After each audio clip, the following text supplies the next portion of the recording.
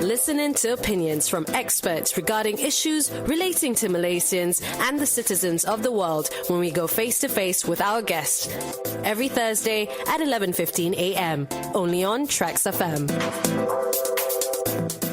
Good morning, Malaysia. Otto here, coming to you live from Angkasa Puri, Kuala Lumpur, as well as on our Facebook Live right now at TRAXXfm Official. That's TRAXXfm OFFICIAL. And if you'd like to say hello, or you'd like to give any shout out to anybody, or you'd like to show us some love by giving us a thumbs up or a love, it would be nice as well. Should you have any questions for today, we will gladly try to answer it as soon as possible. But anyway, if you want to know who is in the studio right now, it is, of course, our very own Associate Professor Nuradli Ridzwan Shah. He's a faculty of Economics and Muamalat, Universiti Sains Islam Malaysia, USIM, talking about subsidized cooking oil. Good morning, Professor. Good morning. Oh, wait. Good morning, Professor. Good morning. How are you? I'm fine. Thank you so much for being in the studio. And you came earlier as well. And thank you so much for coming. And it's a hot topic today as well when it comes to subsidized cooking oil. People have been, it's no longer on shelves right now. So that's a very big issue now. So can you tell us a bit about what do you think about the subsidized goods? Well, okay. And when we talk about subsidized goods, it's actually when the government actually put and imposed that there is some restriction, okay, on the goods, for example, especially in the necessities categories, for example, cooking oil or maybe petrol oil, energies, and so on. So basically, it's actually trying to give to reduce the impacts of high prices of that particular goods. Mm-hmm. Okay? Now, if you look at the global economy right now, okay, the price has skyrocketed, right? Price has skyrocketed because of the pandemic, okay, COVID-19. We have been about almost 2.5 years, okay, affected by the COVID. And also there is another issue, which is the geopolitical issue, right, which is the Russian and so versus Ukraine, which actually has escalated the prices of commodities, energies, okay, oil, right, which actually affect, okay, indirectly to also countries such as Malaysia, right? So, for example, we are net, we call it importers. So basically, we are importing food, okay, meat, and from other countries. So when we are importing, so we are also importing the inflation. We are also importing the prices from the other countries, which are because of the problem, right? So now here, when we look at the situations, okay, some government will provide subsidies, okay, to the people, for them to be able to afford to buy the necessities things, okay, that will be needed to survive in the world, okay, to survive in daily life. So for me, there are two, what I call it, there are two, I would call it pro and cons, okay. The pro is that maybe, okay, it's actually help the needies, okay, for example, the B40s, okay, when you are being subsidized. But the other one is actually when we look at from the open market, okay, so they're saying that we should not subsidize, but let the price, okay, to be according to the market supply and demand, okay, of the economy, right? So there are arguments between these two I call it two groups, okay. One is actually we need to subsidize the people. The other one, we let it to be market decide. Let the market decide. Okay, what will be the global market, you mean? Yeah, the global market. Oh. Now, for example, okay, when we're talking about the cooking oil, all right? So it's actually from what I call it, the palm oil, right? Palm oil. When we notice that during the February 2022, the price of the FCPO, crude palm oil has increased, okay, until 7,000 ringgit per ton. And before this is what? It's all, okay, before that, we have like a range between 2,000 to 4,000. That is the normal range. Okay. Right? But it actually, what I call it, the value increased. The price increased. The price increased, okay, when the Russian and also Ukraine conflict arise, okay, happened. And then what happened is that the price goes up to 7,000. And now it's actually going back to 4,000 level. Oh, okay. But still, it's above the high price since when we look at the commodity prices, right? Yeah. So it's actually there is like the we can say that is the low level and then the upper level. Okay. Commodities, because there are substitute. Okay, for example, if you have if the price goes more than 4,000, for example, more for 4,000 per ton, the buyers will shift to soy oil. Okay, because there is substitute. Okay. And then if the price goes down to 2,000, okay, the buyers also will try to rush and buy, okay, the palm oil, right? So basically, the price is normal range is between 2,000 and 4,000. Yes. But during the conflict, it goes to 7,000. Right. So that's why sometimes the increase, okay, in cooking oil for our consumption is actually, they're saying that the price actually one kilo is actually supposed to be 9 ringgit. Yeah. But the government has subsidized it. Yes. And giving it at 2 ringgit and 50 cents per kilo, right, per liter, right?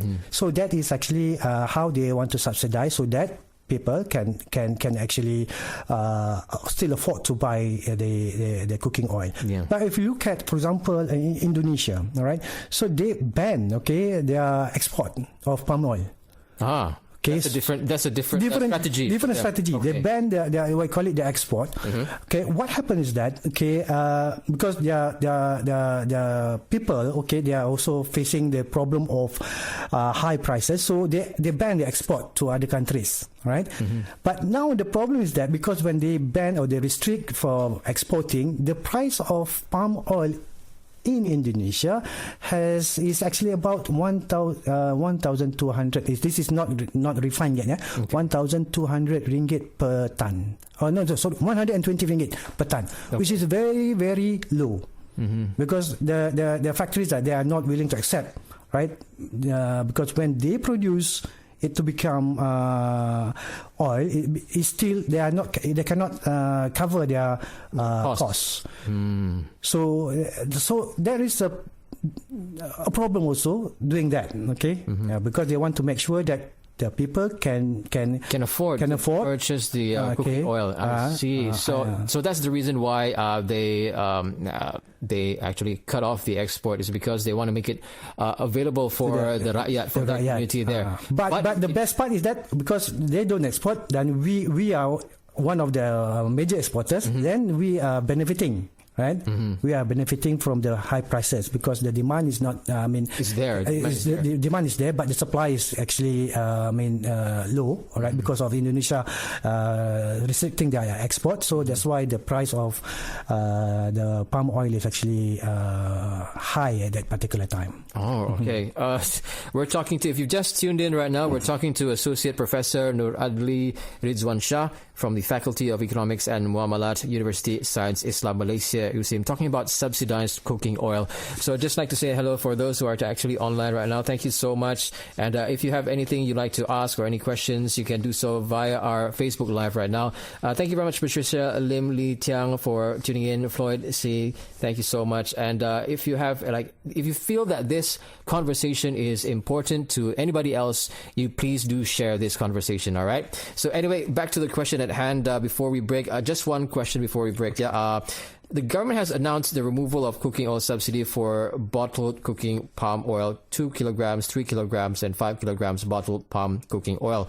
Can you tell us what is the reason behind it? Okay, from my readings, okay, basically, when we look at how the cooking oil can be transported, okay, and also can be swindled, okay, the subsidies, okay, the bottle one is actually very easy to be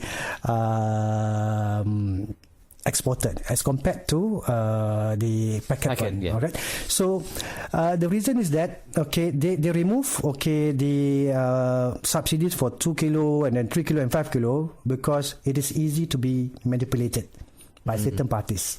Okay, by the sellers lah, right? So they restrain from selling to the rakyat, but they sell to maybe to other countries, which is much more higher in prices. So they make a lot of profit. That's another issue over there. Okay, but the quantity of we call it subsidized cooking oil is still the same, 60,000 metric ton. So it's still the same. Even though they uplift, the what call it the subsidy for the bottles one, but the quantity of subsidized is still remain the same, 60,000. And then this is one of the problem of subsidies, because people tend to manipulate that because this is take advantage of it. Yeah. So that's why I say that there are pro and cons about it, right? So the reason why, the main reason why, because there are some people manipulating the subsidies. That's why they uplift 2 kilo and 3 kilo and 5 kilo because when you want to transport, it's very easy compared to the packet one. Yeah. Okay. Thank you very much for that brief, acknowledgement of what's happening with the subsidized goods, especially when it comes to cooking oil. Would this move actually cause user to change and finding other alternatives? Would you say that as well? Well, this is actually probably yes. Now when we talk about commodity, right? So there is substitute product just now. Yes. So basically, if the price of that cooking oil, for example, cooking palm oil is very high, then people tend to switch to another product. Could be corn oil. Could be, right? Could be, all right. And then if it is too low, then people will start to rush and buy. So that is the normal. But at this time is actually abnormal, extraordinary time. Since the conflict between Russia and Ukraine, it actually has created an abnormal situation. So when we talk about if there is the users will be changing, there were two things that they have to look into: whether you are ready to change your lifestyle, or you want to increase your income. So those are the two options for now. Yeah. Okay. So thank you very much for that. Thank you. We're talking to Associate Professor Nuradli Ridzwan Shah. He's from the Faculty of Economics and Muamalat, Universiti Sains Islam Malaysia, talking about subsidized cooking oil, a very heated topic. So if you want to join in the conversation, you can do so via our Facebook account at TRAXXfm Official, or you can just call us at 0322825491 or 0322824746. I'm up for the lifestyle though. So what about you? Anyway, we have a short break right now and we'll be right back. Good morning, Malaysia. Listening to opinions from experts regarding issues relating to Malaysians and the citizens of the world when we go face to face with our guest. Every Thursday at 11:15 a.m. only on TRAXXfm. Past 11. Good morning, Malaysia. Otto with you till 2 p.m. today. And we have the interview feature for today. And if you want to know who, you can log on to our Facebook account right now, because we're going live on FB Live at TRAXXfm Official. We're talking to Associate Professor Nuradli Ridzwan Shah from the Faculty of Economics and Muamalat, Universiti Sains Islam Malaysia, talking about subsidized cooking oil. Thank you so much, Professor, for being in the studio with us. Now, thank you. The price of cooking oil hike up before the government even announced the abolishment of cooking oil subsidy. Could this affect even the B40 sooner or later? Well, if with the subsidies, probably it will be okay for the B40 because they are still getting the price at 2 ringgit and 50 cents per litre, right? So which is, there will be no effects if the subsidy is still there.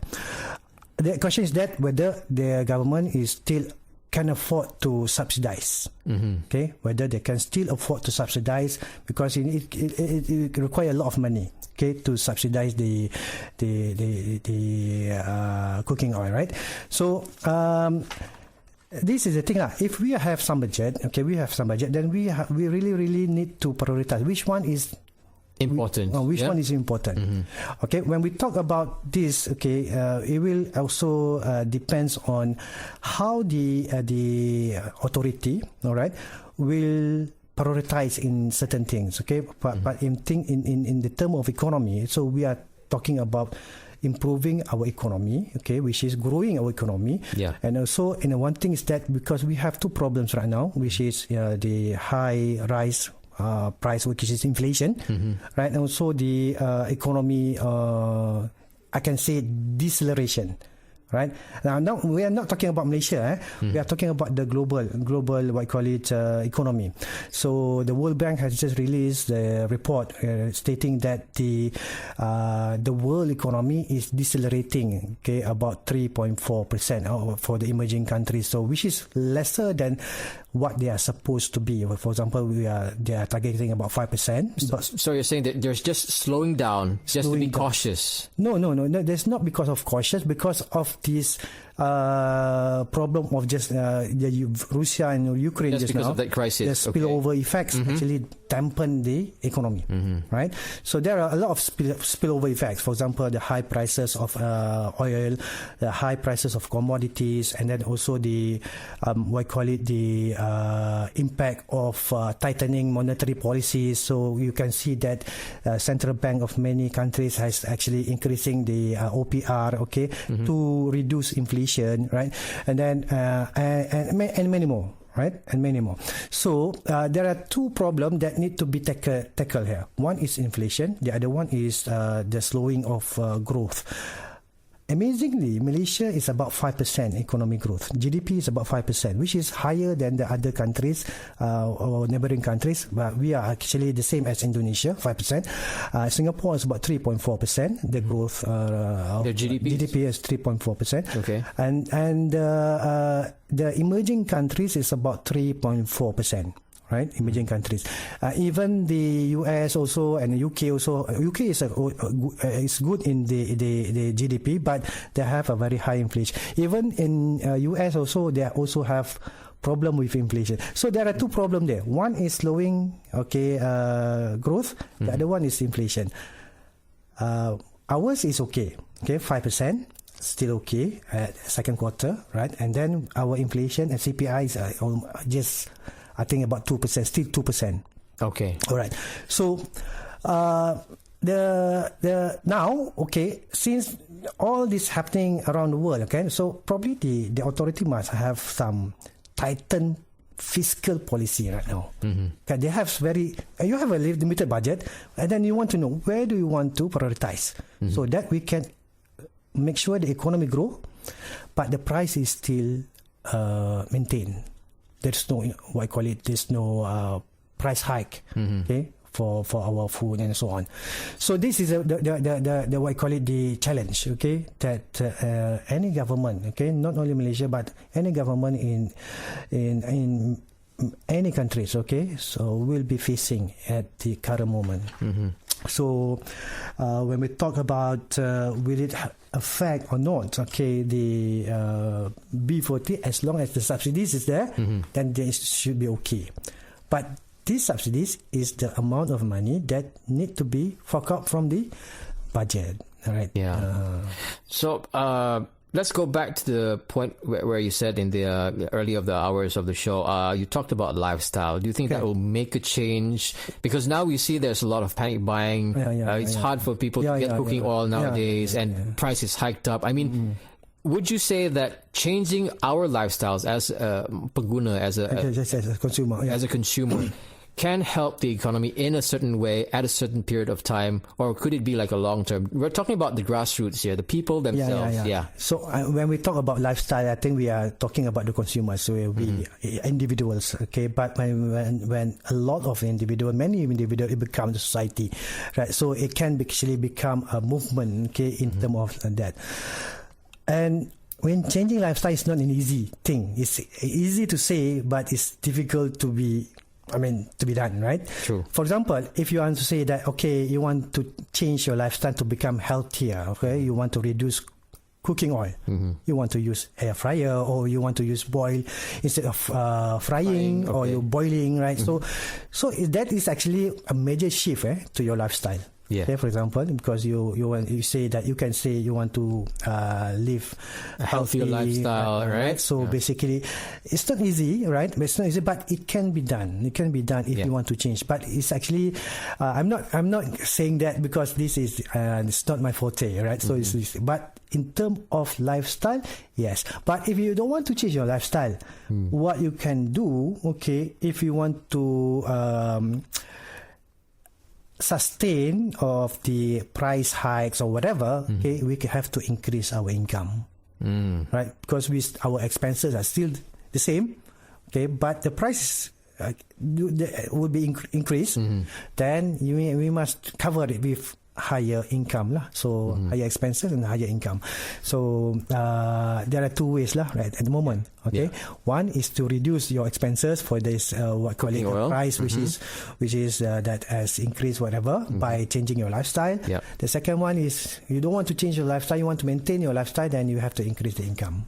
That's it. So if you have any suggestions or you just want to let us know what do you think, you can always do so. Call us at 0322825491 or 0322824746, or alternatively you can go on to our FB Live right now and just give us what are your thoughts on today's topic. So I have Muhammad Huzaini says, I'm working at plantation sector and a bit sad that hard to find a cooking oil. The fact that we produce palm oil every day, the government should sit together with the industrial players to solve this issue. I mean, that's a very good suggestion. Thank you very much, Muhammad Huzaini, for that. And if you have any qualms or you like to think that this information is very important, share it to your friends right now and let us know what are your thoughts. We're talking to Associate Professor Nuradli Ridzwan Shah from the Faculty of Economics and Muamalat from Universiti Sains Islam Malaysia, talking about subsidized cooking oil. So it's either you change your lifestyle or not. Stick with it. It's totally up to you. You as a consumer have the power to do so and change the world, apparently. So make sure that you make the right choice. Now, we'll be right back. So we're going to take a short break with a good professor. So stay tuned. Good morning, Malaysia. Listen in to opinions from experts regarding issues relating to Malaysians and the citizens of the world when we go face-to-face with our guest. Every Thursday at 11:15 a.m. Only on TRAXXfm. 43 minutes past 11. Good morning, Malaysia. Otto coming to you live from Angkasa Puri, Kuala Lumpur. Also live on our FB Live right now at TRAXXfm Official. And we're talking to our guest today, Associate Professor Nuradli Ridzwan Shah from the Faculty of Economics and Muamalat, Universiti Sains Islam Malaysia. I'm talking about subsidized cooking oil, a very heated topic right now. And we have only about a couple of minutes more before we let you go, Professor. Now, you already mentioned that changing lifestyle could be one of the ways that we can actually, not defeat this issue, but, make sure that our lifestyle is much more healthier and should not be worried about, subsidized cooking oil and all that. Could be one of the strategies which the government currently is doing. But then again, there are some back people who actually, take advantage of people who are less fortunate, which is, does go beyond the concept of Keluarga Malaysia. We should actually take care of each other and, make sure that each of us are doing our part to make sure that all of us are in good shape and making sure that Malaysia is great again. So you've gave us alternatives, whether we stay or we change our lifestyle altogether. Thank you very much for that. So is there another best way that you can say to, how do you say? Not defeat, but rather go over this subsidized cooking oil? Well, if we don't have this subsidy, right, so basically the price will be depending on the market, right? The supply and demand. And then the prices will be very high at the moment if we are looking at the price of the FCPO, right? The crude palm oil. So we can see that there will be a very sharp increase in our expenses. Okay, sharp increase in our, because cooking oil is actually essential for our cooking, right? Yeah. Unless we change, right? Unless we change our lifestyle, instead of frying, then we boil. Yes. You goreng telur or you rebus telur, right? So you fry the eggs or whether you boil the egg. So basically it tastes might be different, okay, but there is something where we have to change our lifestyle. Yeah. Another thing is that probably in terms of another alternative, right? So there is also maybe some people say that you can use we call it air fryer, right? And then that is also another thing. The taste might be different. Yeah. Okay. A lot different. I can say a lot different. Yeah. Or maybe using microwave or whatever. Right. So that is also can actually reduce our consumption of expenses on buying cooking oil as well. Right. What is your message to all Malaysian users currently right now? We need to check our our expenses, okay, our monthly expenses, and whether we actually can cover or not, right? So yes, there are some increase or decrease in the prices, but sometimes it can affect our daily expenses. Yeah. So we have to always check, okay, and then see if we cannot do this, what would be the alternative, okay? Yeah. What we will do, right? So if we cannot get some, we call it, for example, we used to use 20 liters per month or 30 liters per month. So in order to reduce it, then what should we do? Yeah. Right. So checking our expenses and then checking the alternative, okay, ways of reducing the thing might be possible for the consumers, but it's actually very difficult.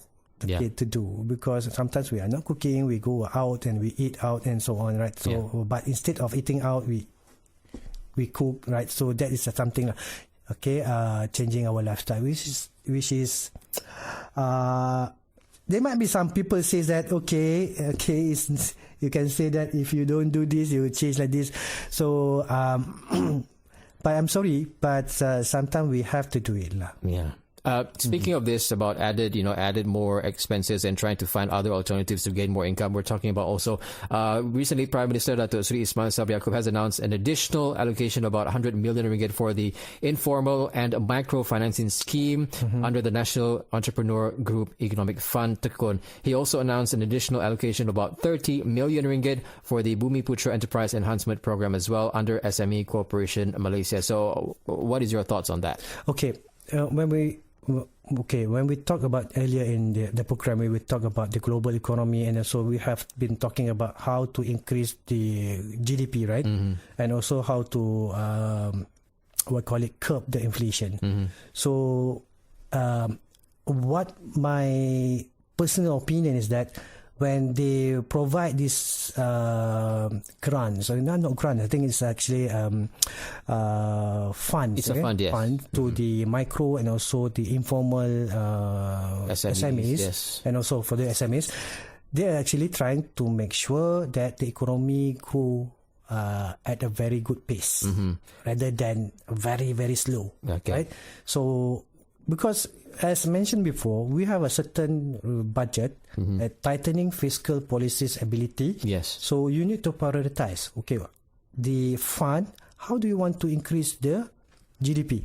Yes. Right. So one of the ways is actually making sure that the small and also the informal sectors, okay, and also the SMEs to be able to survive the whatever effects of the pandemic, and also to survive in the future. Exactly. Okay. And when we talk about the program, that is actually for digitalization, for e-commerce, for transforming the company to become like I can say it's a hybrid lah, between brick and mortar and also the digitalized business. Yeah. So it's a hybrid combination of both. Totally right. So agree. basically it's trying to transform and preparing these small businesses, which is also the engine of the economy. Exactly. To become ready for the IR 4.0 and also the new economy that we are looking forward. I would totally agree. Thank you very much, Associate Professor Nuradli Ridzwan Shah from the Faculty of Economics and Muamalat from Universiti Sains Islam Malaysia. We're talking about subsidized cooking oil. Thank you once again for being in the studio. Thank you so much, Edo. I would just like to add that, for those we already see, and the good professor already announced that, government is trying to help out entrepreneurs because you guys are the backbone of the country, to make sure that the value of us towards other countries goes up, so that we can actually get more income for our country as well. So please do not take advantage of other people as well who are trying to make a living, because that's just not a good way of doing it. All right, so if you see somebody or a company trying to take advantage, you have to report to the authorities, right? In the meantime, we've got the news coming up at the top of the hour. Once again, thank you so much. I've taken a lot of your time, Professor. Thank you so much, Otto. All right, we are going for a short break, and then we have the news at the top of the hour, and I'll be right back. Good morning, Malaysia.